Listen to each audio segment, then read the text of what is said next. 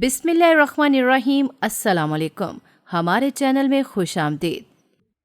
آدھی رات تک اس کا انتظار کرتی رہی پر وہ گھر نہ آیا۔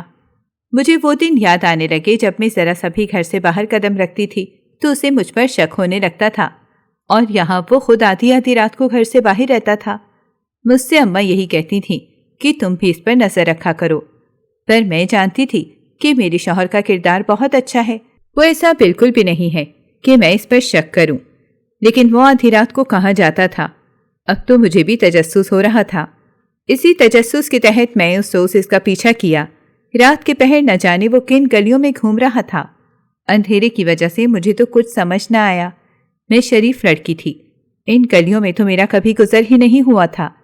پر اگلے ہی پل میرا شوہر اس دروازے کو بجانے لگا جو ٹوٹا پھوٹا سا تھا۔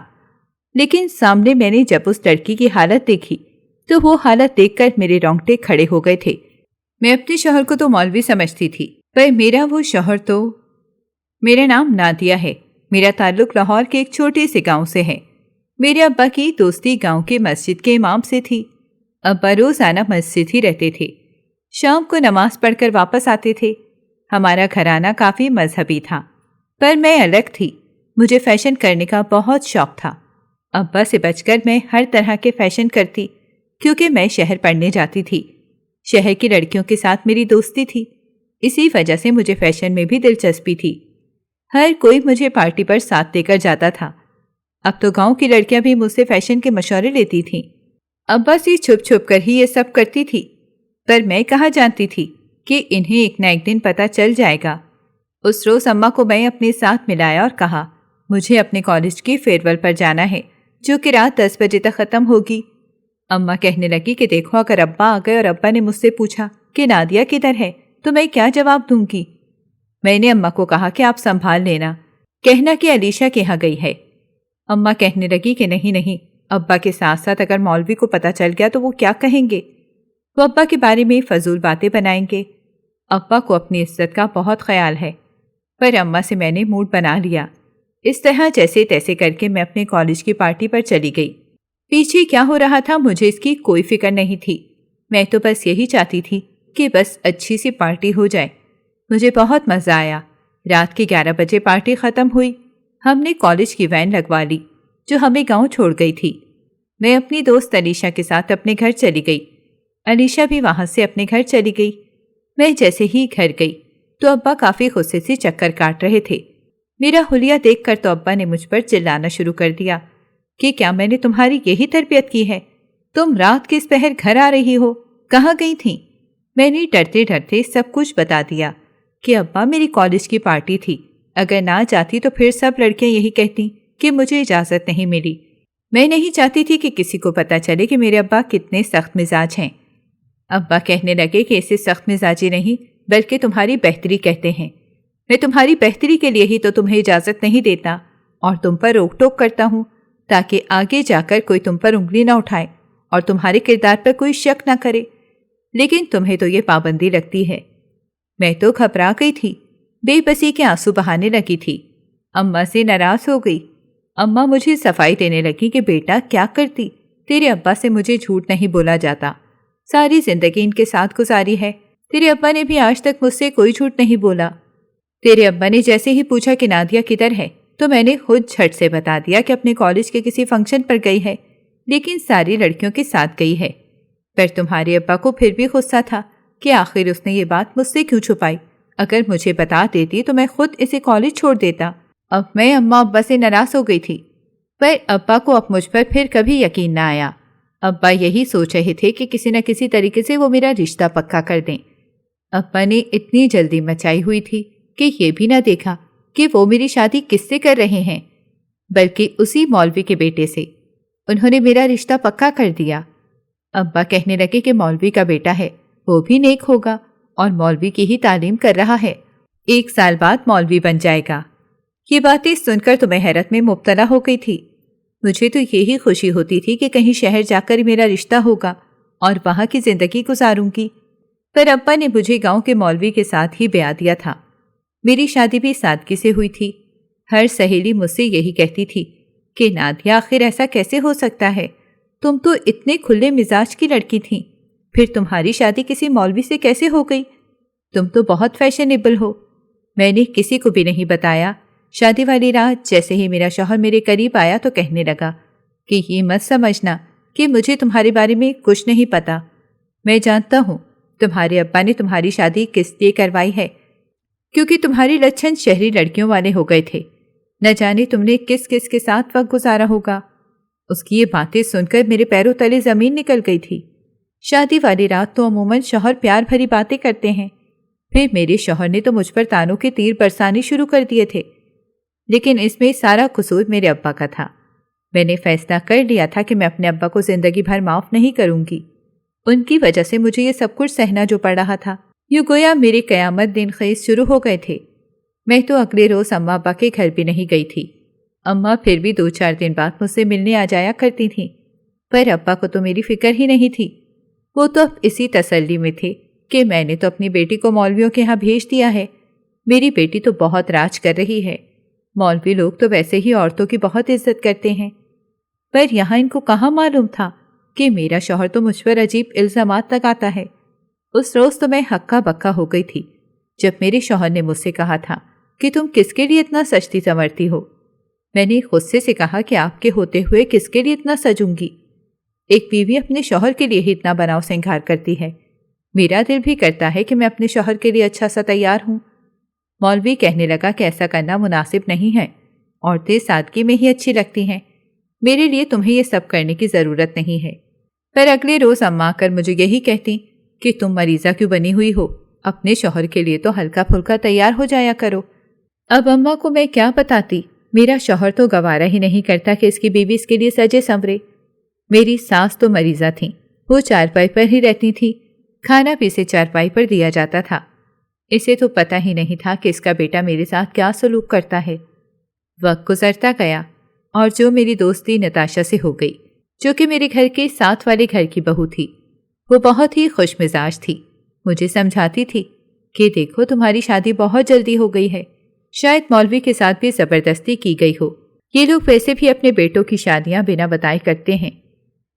اس نے تمہیں پہلی دفعہ دیکھا ہوگا، آہستہ آہستہ وہ تمہارا عادی ہو جائے گا اور تم دونوں کی اچھی خاصی جمے گی۔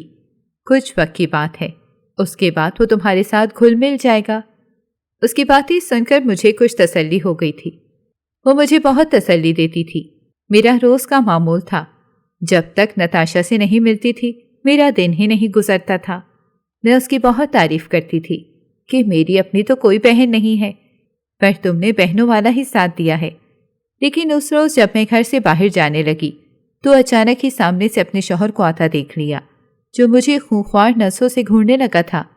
اس نے میری کلائی دبوچ لی تھی اور پھر کہنے لگا کہ کہاں جا رہی ہو، شرم نہیں آتی گھر سے باہر نکلتی ہو؟ اس کی باتیں سن کر تو میرے ہاتھ پاؤں کانپنے لگے تھے۔ میں نے اسے کوئی جواب نہ دیا۔ وہ مجھے گھر لے کر آیا اور مجھے بیڈ پر پٹخ دیا، پھر کہنے لگا کہ خبردار جو آج کے بعد گھر سے باہر نکلی، تم میری عزت ہو، اگر کسی نے دیکھ لیا کہ مولوی کی بیوی ایسے آوارہ گلیوں میں پھر رہی ہے تو وہ کیا کہیں گے کہ میں نے اپنی بیوی پر نظر نہیں رکھی۔ خبردار جو آج کے بعد تم گھر سے باہر نکلی۔ اس کی باتیں سن کر تو میں خون کے آنسو رونے لگی تھی۔ میری زندگی تو گویا جہنم بن گئی تھی۔ میں تو نتاشا سے ملنے جا رہی تھی۔ میں نے سوچا کہ اپنے شوہر کو سچائی بتاؤں، تبھی میں نے اس سے کہا کہ میں نتاشا سے ملنے جا رہی تھی۔ ابھی میں نے اتنا ہی کہا تھا جب وہ کہنے لگا کہ کون نتاشا؟ پورے محلے میں کوئی نتاشا نامی لڑکی نہیں ہے، نہ جانے تم کس لڑکی کی بات کر رہی ہو۔ دیکھو میں تم پر یقین نہیں کر سکتا کیونکہ تمہارا ماضی برا ہے۔ میں جانتا ہوں کہ تم شہر جا کر پڑھتی تھیں اور راتوں کو جا کر فنکشنز میں شرکت کرتی تھیں۔ تم جیسی لڑکیاں ہمارے گھر کی زینت نہیں بنتی۔ وہ تو میرے ابا نے میری شادی زبردستی تم سے کر لی، اسی وجہ سے اب میں تمہارے ساتھ ساری زندگی کے لیے بن گیا ہوں۔ پر اسے اپنی خوش قسمتی مت سمجھنا کیونکہ یہ میرے لیے بدقسمتی ہے۔ وہ ایسے ہی باہر چلا گیا۔ میرے دن اب ایسے ہی گزر رہے تھے۔ ایک نتاشا تھی جس سے میں اپنے دل کا بوجھ ہلکا کر لیتی تھی، پر اب تو میرا شوہر مجھے اس سے بھی نہیں ملنے دیتا تھا۔ تبھی ایک روز اچانک ہی میں چھت پر گئی تھی، جب مجھے ہمسائی کی چھت پر نتاشا کپڑے دھوتے ہوئے دکھائی تھی۔ میرا دل تو خوشی سے پاگل ہو گیا تھا۔ میں تو نتاشا کو آواز لگانے لگی۔ اب ہم دونوں چھت پر کھڑے ہو کر باتیں کرنے لگے تھے۔ ایک دوسرے کا دکھ سمجھنے لگے۔ آدھا گھنٹہ ایسے ہی گزر گیا جب مجھے میرے شوہر کا خیال آیا کہ وہ واپس آ گیا ہوگا۔ میں نے نتاشا کو کہا کہ کل بات کریں گے، ابھی مجھے واپس جانا چاہیے۔ میں واپس چھت سے نیچے آ گئی تو میرا شوہر مجھے ہی تلاش کر رہا تھا۔ میں نے جیسے ہی اس سے کہا کہ چھت پر کپڑے سکھانے گئی تھی تو وہ مجھے شکی نظروں سے دیکھنے لگا۔ کہنے لگا کہ مجھے تو لگتا ہے کہ تم ابھی بھی اپنی حرکتوں سے باز نہیں آئی۔ اب چھت پر تمہارا کون عاشق ہے جو آدھا گھنٹہ تم چھت پر رہی ہو؟ اس کی باتیں سن کر میرے پیروں تلے زمین نکل گئی۔ کبھی نہیں سوچا تھا کہ وہ مجھ پر اتنا گھناؤنا الزام لگائے گا۔ میں روتی رہی۔ میری ساس نے مجھ سے رونے کی وجہ پوچھی تو میں نے بتا دیا کہ میں کیا کروں، شادی کو 1 مہینہ ہو گیا ہے لیکن آپ کا بیٹا مجھ پر شک کرتا ہے۔ اسے یہی لگتا ہے کہ میرا کسی کے ساتھ چکر ہے، جبکہ میں نے تو اپنے ماضی میں بھی کسی لڑکے کو آنکھ اٹھا کر بھی نہیں دیکھا تھا۔ ہاں، میں مانتی ہوں کہ میں کھلے مزاج کی حامل ہوں اور کالج جاتی تھی، میں شہر کی ہواؤں میں سانس لیتی رہی ہوں، لیکن اس کا یہ مطلب نہیں ہے کہ شہر جا کر میرا تعلق کسی لڑکے سے تھا۔ پر آپ کا بیٹا مجھ پر اس قسم کا شک کرتا تھا۔ ساس کہنے لگی کہ بیٹا کچھ اور وقت گزارو، یہ تو عورت کا کام ہوتا ہے کہ وہ کیسے اپنے شوہر کے دل میں گھر کرے۔ اب میں بھی دیکھتی ہوں کہ تم کیسے اپنے شوہر کا دل جیتتی ہو۔ گویا میری ساس نے تو مجھے ہی چیلنج کر دیا تھا، لیکن یہ چیلنج تو میرے لیے بہت سخت تھا۔ وہ ویسے تو آئے روز اپنی مسجد میں جا کر لوگوں کو درس دیتا تھا اور بیویوں کے حقوق بتاتا تھا، پر یہاں اسے میرے حقوق کا کوئی لحاظ نہیں تھا۔ دل تو کرتا تھا کہ میں مسجد کے سب لوگوں کو جا کر بتا دوں کہ جو مولوی آپ سب کو درس دیتا ہے وہ یہاں اپنی بیوی پر چلا چلا کر باتیں کرتا ہے اور اس پہ شک کرتا ہے۔ پر یہ کرنا میری سب سے بڑی بھول تھی، کیونکہ کسی نے میری بات کا یقین جو نہیں کرنا تھا۔ اب تو میرا چھت پر جانا بھی محال ہو گیا تھا۔ ایک روز جیسے ہی بیل بجی تو نتاشا میرے گھر بریانی لے کر آئی۔ اس کو دیکھ کر تو میں نے فوراً ہی سے گھر پر بٹھا لیا۔ میری ساس بھی بہت خوش تھیں۔ ساس بھی نتاشا سے ملتی رہتی تھیں، پر جیسے ہی شوہر گھر آیا تو کہنے لگا کہ یہ عورت کون ہے جس نے خود کو برقعے میں لپیٹا ہے؟ میں نے اس سے کہا کہ ہمسائی ہے، بلکہ وہی سہیلی ہے جس سے میں ملنے جا رہی تھی، اور آپ کو مجھ پر شک ہو گیا۔ شوہر کہنے لگا کہ آج سے تمہاری کوئی بھی سہیلی ہمارے گھر نہیں آئے گی، مجھے یہ آنا جانا بالکل بھی پسند نہیں ہے۔ تمہیں میرے مزاج میں ڈھلنا ہے، اگر نہیں ڈھلنا تو پھر اپنے میکے چلی جاؤ۔ یہ سن کر تو میرے وجود میں کپ کپی دوڑ گئی تھی، کیونکہ پہلی دفعہ اس نے مجھے میکے کے جانے کا بولا تھا۔ مجھے اپنے ابا سے ابھی بھی نفرت تھی۔ میں آج تک کبھی بھی میکے نہیں گئی تھی۔ جب ابا کسی کام سے باہر جاتے تھے تو میں اماں سے ملنے چلی جاتی تھی، ورنہ تو اماں ہی میرے پاس آ جایا کرتی تھیں۔ میں راتوں کو رو رو کر اللہ سے یہی دعا کرتی تھی کہ میرے شوہر کے دل میں میرے لیے محبت پیدا کر دے، پر میں کہاں جانتی تھی کہ خامی مجھ میں نہیں، خامی تو میرے شوہر میں ہے۔ وہی تو اپنا ماضی چھپانے کے لیے میرے ساتھ یہ سب کرتا ہے کہ کہیں مجھے اس پر شک نہ ہو جائے۔ جب ایک روز اچانک ہی ہم کھانا کھا رہے تھے کہ دروازہ بجا۔ شوہر کہنے لگا کہ رکو میں جا کر دیکھتا ہوں۔ وہ واپس آیا تو اس کے چہرے کی ہوائیاں اڑی ہوئی تھیں۔ ساس نے پوچھا کہ کیا ہوا ہے؟ کہنے لگا کہ کچھ نہیں، کسی بچے کی گیند آ گئی تھی، وہی واپس کی ہے۔ پر اس کے بعد آدھی رات کو مجھے ایسا لگتا تھا جیسے پانی پینے گیا ہو۔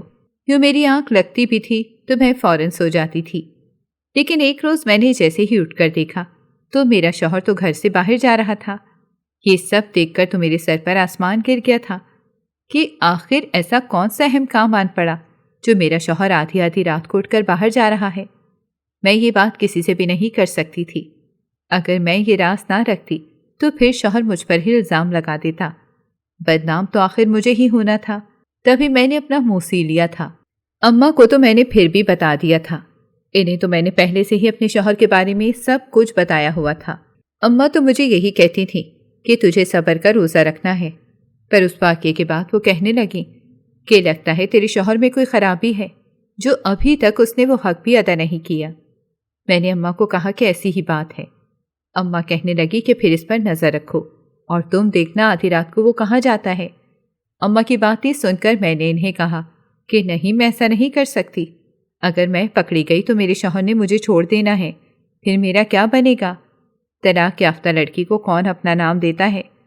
اماں کہنے لگی کہ ایسا کر کے تو دیکھو، وہ مولوی کا بیٹا ہے، مولوی کو جب اپنے بیٹے کے کرتوت پتہ چلیں گے تو وہ ضرور کوئی نہ کوئی قدم تو اٹھائے گا، اور پھر تیرے ابا کو بھی پتہ چل جائے گا کہ انہوں نے اچھا فیصلہ نہیں کیا۔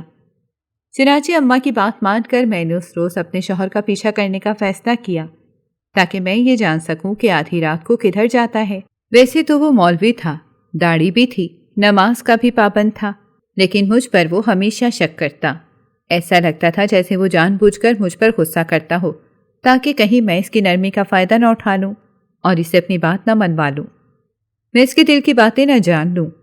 اسی وجہ سے جب میں ان سے پیار محبت کی باتیں کرنے لگتی تو وہ مجھے مصنوعی غصہ دکھا کر وہاں سے اٹھ جاتا۔ یہ تو ہر بار کا معمول تھا۔ اب تو شادی کو کافی عرصہ ہو گیا تھا۔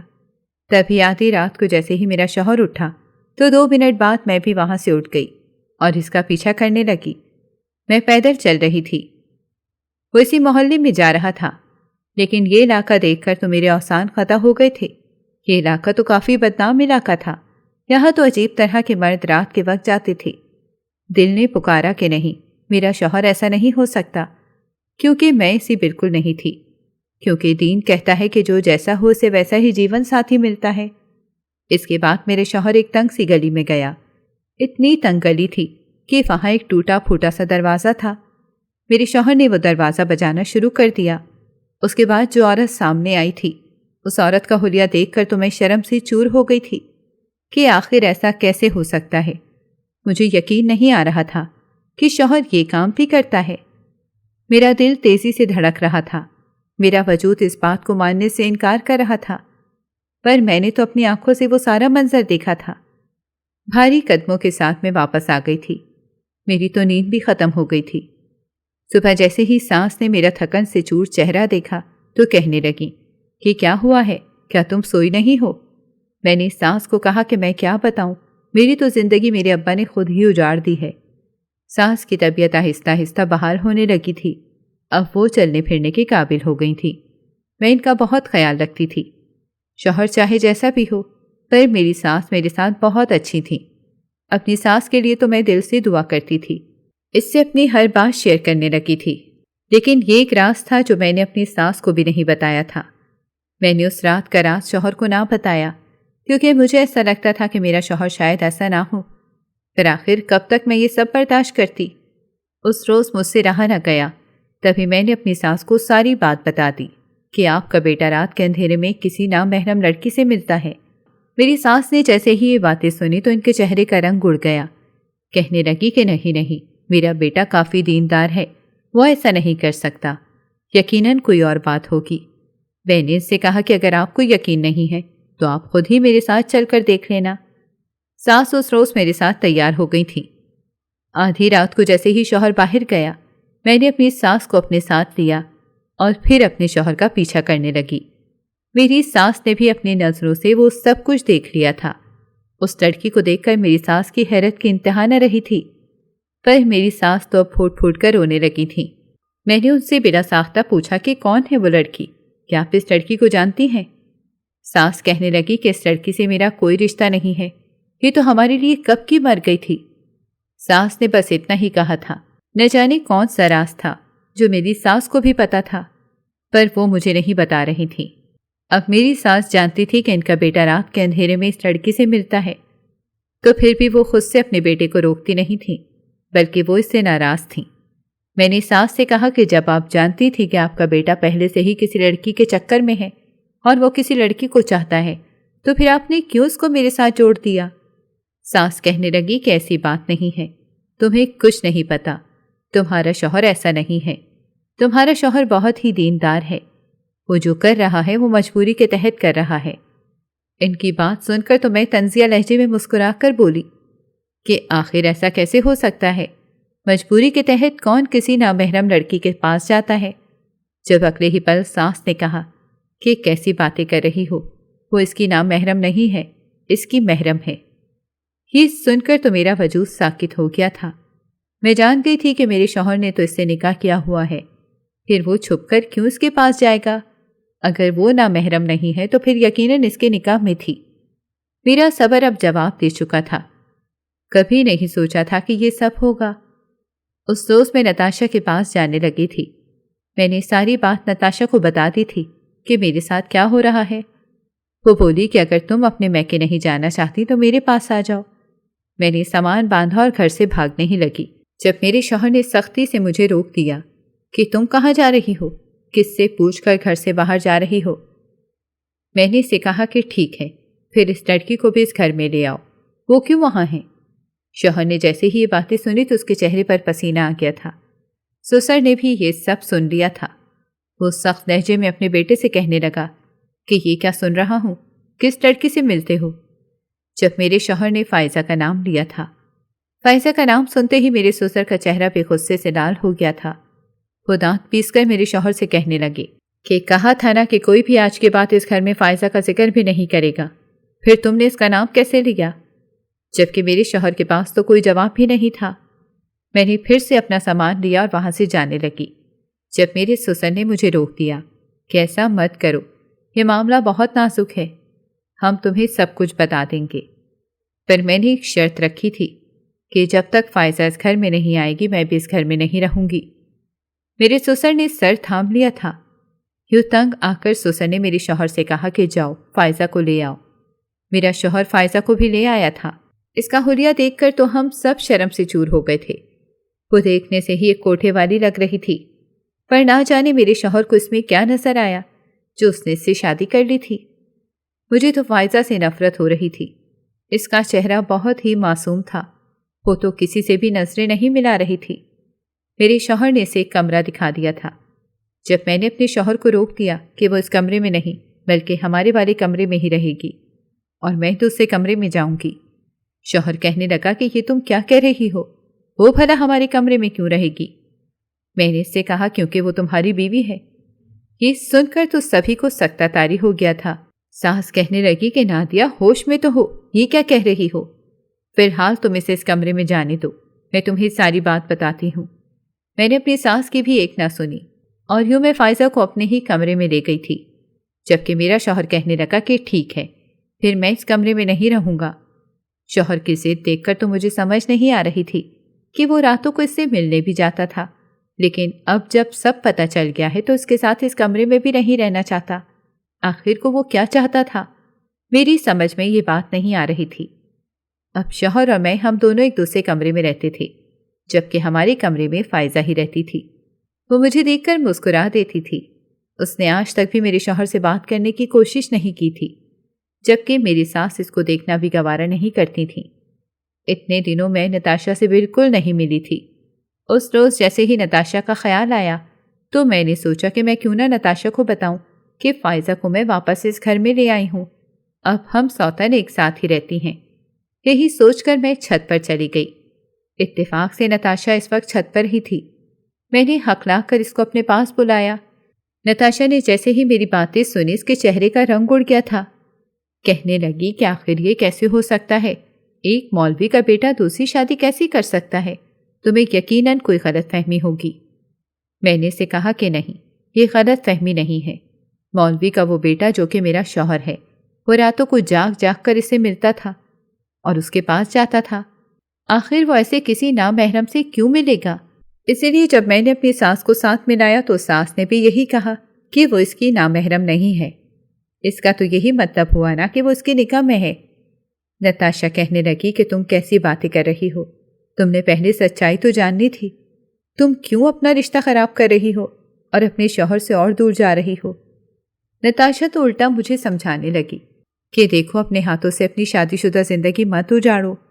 وہ مجھ سے ڈھکے چھپے طریقے سے بات کر رہی تھی، اس کی مجھے سمجھ نہ لگی۔ میں نیچے آ گئی جب میری ساس فائزہ پر چلا رہی تھی کہ تمہاری وجہ سے ہم نے بہت کچھ برداشت کیا ہے، میرا بیٹا تمہیں تو یہاں لے آیا، لیکن یہ سمجھنے کی غلطی مت کرنا کہ ہم سب نے تمہیں معاف کر دیا ہے۔ یہ تماشا دیکھ کر مجھے بھی عجیب لگا تھا کہ آخر فائزہ نے ایسی کون سی غلطی کی تھی کہ سب اس پر اتنا برس رہے تھے۔ اتنے میں میرا شوہر آ گیا۔ وہ تو اب فائزہ کو تسلی دینے لگا۔ اس نے فائزہ کے کندھے پر ہاتھ رکھ لیا اور اسے تسلی دیتے ہوئے اپنے کمرے کی جانب چلا گیا، جبکہ یہاں میرا دل تیزی سے دھڑکا تھا۔ ایسا لگ رہا تھا کہ فائزہ کو اس گھر میں بلا کر تو میں نے سب سے بڑی غلطی کر دی تھی۔ میں نے ایک کڑا فیصلہ لیا کہ اب میں اپنے شوہر کے ساتھ بالکل بھی نہیں رہ سکتی۔ میرا شوہر تو پہلے سے شادی شدہ تھا الٹا شادی کے بعد تو وہ مجھ پر الزام لگاتا تھا، لیکن دل کا چور تو میرا شوہر ہی تھا جو مجھ سے یہ سب کچھ چھپاتا تھا۔ میں نے اپنی ساس سے کہا کہ بس بہت ہو گیا، آپ سب نے مجھ سے بہت بڑے راز چھپائے ہیں۔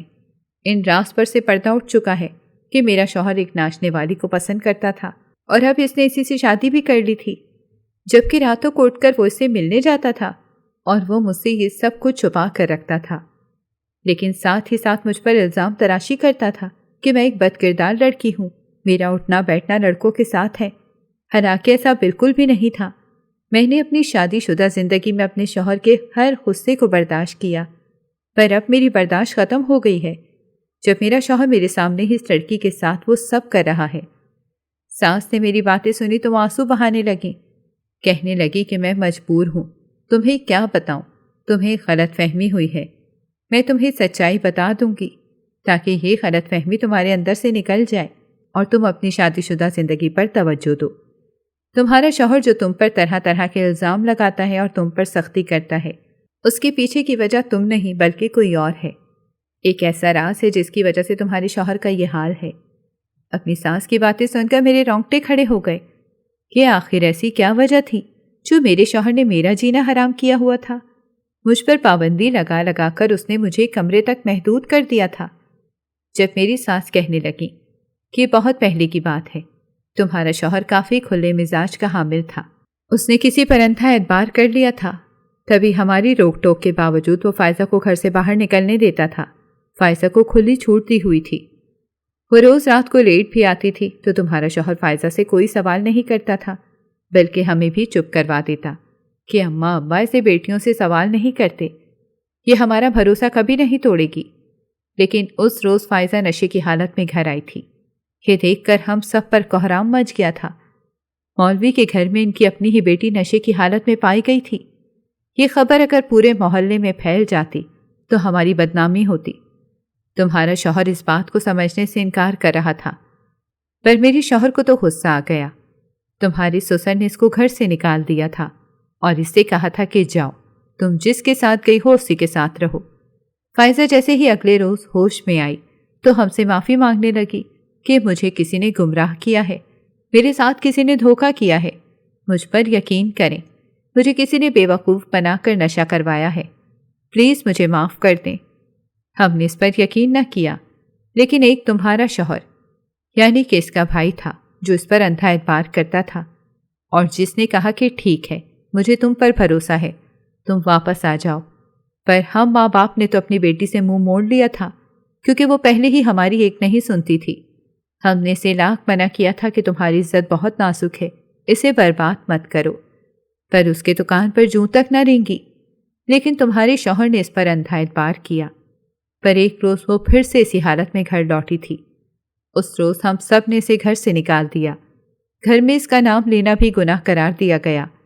مولوی صاحب یہی کہتے تھے کہ جس نے فائزہ کا نام بھی لیا اسے گھر سے نکال دیا جائے گا، پر اس کا بھائی تھا جو اس سے بہت پیار کرتا تھا، وہ اس کی چھوٹی بہن تھی، لاڈ اٹھاتا تھا۔ اب آئے روز یہی سوچ سوچ کر وہ ہلکان ہوتا تھا کہ نہ جانے میری بہن کس حال میں ہوگی۔ تبھی ایک روز اسے کال آئی تھی، میں جان گئی تھی کہ وہ اسی کی کال ہوگی، وہ اپنے بھائی سے مدد مانگتی تھی، اسی لیے میرا بیٹا روز اپنی بہن فائزہ سے ملنے جایا کرتا تھا، وہ اسے پیسے دیا کرتا تھا۔ جب اس کے ابا نے اسے پیسے دینے بند کر دیے، کہنے لگے کہ وہ اپنا خرچہ خود اٹھائے گی، میرے بیٹے نے اسے اس سارے گھر کو سر پر اٹھا لیا تھا کہ میری بہن پیسوں کی وجہ سے غلط کام کر بیٹھی ہے، اب وہ کوٹھے پر رہتی ہے صرف اور صرف اس وجہ سے کیونکہ آپ لوگ اسے پیسے نہیں دے رہے، اس کا بھی اس گھر پر اتنا ہی حق ہے جتنا میرا ہے۔ مولوی صاحب نے کہا کہ وہ پہلے سے ہی یہی کرنا چاہتی تھی، پر تمہارا شوہر یعنی کہ ہمارا بیٹا اس سے انکار کرنے لگا کہ نہیں، آپ لوگوں کی انا نے اسے یہ سب کچھ کرنے پر مجبور کیا ہے، اسی لیے تمہارا شوہر راتوں کو چھپ کر اس کی مدد کیا کرتا تھا تاکہ وہ غلط کام سے رک جائے، لیکن وہ شاید ہم سے ناراض ہو گئی تھی، تبھی اس نے فیصلہ کر لیا تھا کہ اگر ہمیں یہی لگتا ہے کہ وہ ناچنے والی ہے تو پھر وہ یہی کام کرے گی۔ یہ سب کچھ اسی وجہ سے ہوا تھا کیونکہ فائزہ کی دوستی غلط لڑکیوں کے ساتھ ہے، وہ جن لڑکیوں سے دوستی کر چکی تھی وہ لڑکیاں غلط تھیں، انہوں نے ہی فائزہ کو جھانسا دیا تھا، وہ منہ سے تو اس کے ساتھ رہتی تھیں लेकिन एक रोज़ जैसे ही फ़ायज़ा का ट्रिप गया तो लड़कियों ने फ़ायज़ा के पीछे लड़कों को लगा दिया था। फ़ायज़ा को समझ ना लगी कि उसके साथ क्या हो रहा है। यूँ फ़ायज़ा गलत सोहबत का शिकार हो गई थी। तभी तुम्हारा शौहर सहेलियों के सख्त खिलाफ है। इससे ये बिल्कुल भी बर्दाश्त नहीं होता कि तुम बाहर जाकर किसी से दोस्ती करो, क्योंकि इसका एतबार लड़कियों से उठ चुका है। वो यही कहता है कि औरत ही औरत की दुश्मन होती है। हमारी बेटी फ़ायज़ा को लड़कियों ने ज़माने में रुस्वा कर दिया था। वो लड़कियां ये जानती थी कि फ़ायज़ा मौलवी की बेटी है और इसकी पूरे गांव में इज्जत है। तभी उन्होंने ये फैसला किया था कि वो फ़ायज़ा को पूरे गांव में बदनाम कर देंगी, और यूँ हमारी बेटी बदनाम हो गई थी। लेकिन फिर भी ये बात कहीं न कहीं अंदर ही रह गई थी, इतनी खुलकर बाहर नहीं आई थी, क्योंकि हमने फ़ायज़ा को घर से जो निकाल दिया था, लोगों के मुंह हमने ये कहकर बंद कर दिए थे कि हमने इसकी सादगी से शादी कर दी है। हम अपने ख़ानदान के बच्चों की ऐसी ही सादगी से शादी करते हैं। इस बात को सच साबित करने के लिए हमने तुम्हारे शौहर से भी तुम्हारी सादगी से शादी कराई। पर मेरा बेटा कहता था कि मेरा एतबार लड़कियों से उठ चुका है। अगर मैंने कल कना को अपनी बीवी को किसी लड़की के साथ देख लिया और उसने भी ऐसी हरकतें की तो मैं क्या जवाब दूंगा? इसीलिए मैं शादी नहीं करना चाहता। हमने इससे कहा कि देखो, हर लड़की एक जैसी नहीं होती। वो लड़की शहर गई तो ज़रूर है, लेकिन यकीनन इसकी तरबियत अच्छी होगी। पर वो जब भी सोचता था कि तुम शहर से पड़ी हुई हो तो इसे गुस्सा आ जाता था। इसे शहर की लड़कियों से सख्त नफरत थी, क्योंकि इन्हीं शहर की लड़कियों ने हमारी बेटी फ़ायज़ा को बर्बाद कर दिया था, जिसकी वजह से अब वो एक कोठे पर रहने पर मजबूर हो गई थी। मेरा बेटा जब भी तुम्हें नताशा या किसी और लड़की के साथ देखता था तो इसका दिमाग खौल उठता था। और फिर उस रोज़ जैसे ही मैंने कोठे के सामने फ़ायज़ा को देखा तो मैं जान गई थी कि मेरा बेटा फ़ायज़ा से अभी भी मिलता है। वो अपनी बहन को कभी नहीं छोड़ सकता था। मुझे इस बात का यकीन था, और वही हुआ। वो अपने शौहर को ये ना बता सकती थी, लेकिन उस रोज़ मेरे बेटे ने सबको सच्चाई बता दी थी। पर तुमने ही धमकी दी थी कि जब तक फ़ायज़ा इस घर में नहीं आएगी तुम भी इस घर में नहीं रहोगी। इसीलिए हमने इसको इस घर में लाने का फ़ैसला किया। पर जैसे ही तुमने ये बात कही कि फ़ायज़ा तुम्हारे कमरे में रहेगी तो हम सबको पता चल गया था कि तुम्हें ये लगता है कि तुम्हारे शौहर का इसके साथ चक्कर है। हालांकि ऐसा कैसे हो सकता था? फ़ायज़ा तो तुम्हारे शौहर की सगी बहन है। पर हम तुम्हें ये बात बताने से डरते थे कि कहीं ये बात बाहर न निकल जाए। मैंने जैसे ही अपनी सास की बातें सुनी तो मुझे शर्मिंदगी होने लगी थी। मेरा शौहर तो मेरी भलाई के लिए ही ये सब कर रहा था।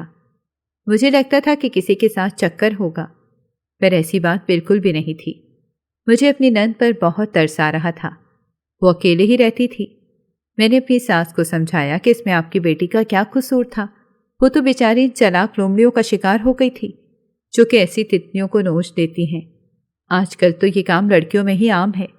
अगर आप इसका साथ नहीं देंगी तो इसके साथ खड़ी नहीं अगर आप इसका साथ नहीं देंगी और इसके साथ खड़ी नहीं होंगी तो वो तो और भी रुस्वा हो जाएगी।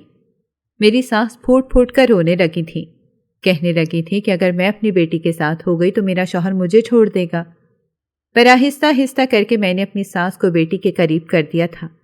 मैं फ़ायज़ा को सहारा देती थी, इसका साथ देती थी, इसे हर चीज़ में आगे आगे करती थी। ये शौहर मुझसे बहुत खुश हुआ था।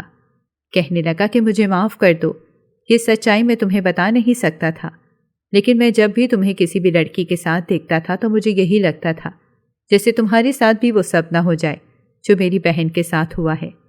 अब शौहर और मेरे बीच सब कुछ ठीक हो गया था।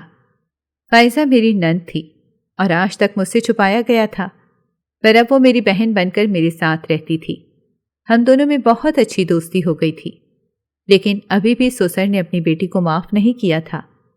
पर मेरे शौहर ने अपनी बहन का बहुत अच्छी जगह रिश्ता तलाश किया था। ये पहले ही सबको पता था कि मौलवी की बेटी की शादी हो गई है, इसीलिए शादी में किसी को भी नहीं बुलाया गया और यूं फ़ायज़ा की रुखसती करके से बाहर भेज दिया। वो अपनी ज़िंदगी में मगन हो गई थी और यहाँ मैं और मेरे शौहर के बीच भी सब कुछ ठीक हो गया था। मेरी सास ने मेरा शुक्रिया अदा किया था कि तुम्हारे आने से हमारे मसले ख़त्म हो गए हैं। मुझे ये सबक मिला था कि मुझे अपने शौहर पर शक नहीं करना चाहिए था, बल्कि इसे बिठा कर इससे पूछना चाहिए था कि आखिर ऐसी क्या वजह है जो वो मुझ पर शक करता है और मुझ पर पाबंदी लगाता है। नाज़रीन, اگر آپ کو ہماری کہانی اچھی لگی ہے تو ویڈیو کو لائک کریں، شیئر کریں اور ہمارے چینل کو سبسکرائب کریں۔ اگلی ویڈیو تک اجازت دیں۔ اللہ حافظ۔